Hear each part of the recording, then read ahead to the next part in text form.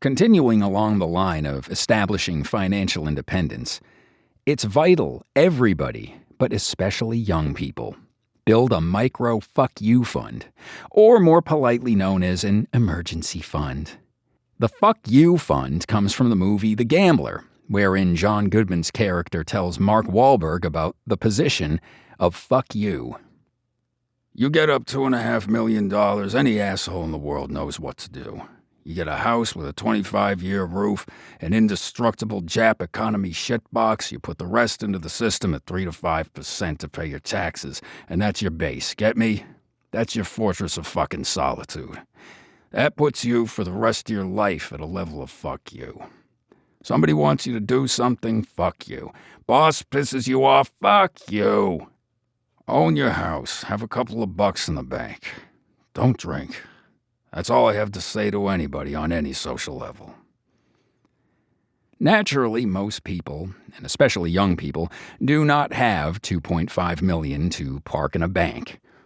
But it's still vitally important to build up an emergency fund of some sort, if for one reason only, to insure against evil employers.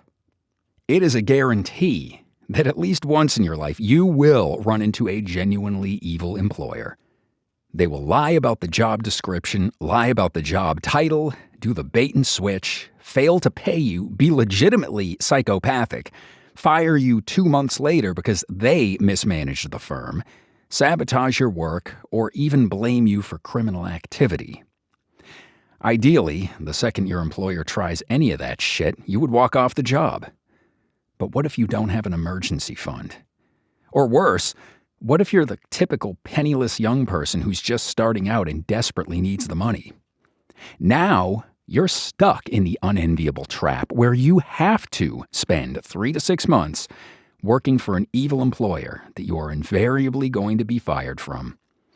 This will create the dreaded gap on your resume, which can torpedo or at least significantly lower the trajectory of a young person's career. An adequately funded micro-fuck-you fund allows you to avoid this.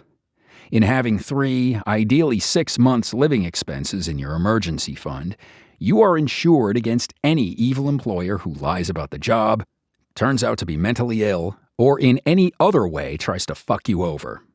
And instead of grinning and bearing it, you can walk out the nanosecond they start their bullshit, never listing the job on your resume. Though building up 6 months' living expenses can be tough, once accrued, your standards of living will significantly improve. Immediately, you dramatically lessen your stress over money, as you now have some. You ensure you never have to suffer the living hell of working for an evil employer. And it will also likely increase your future income as you quickly identify and ditch employers who are not going to benefit your career, cutting the time down to find an employer who will.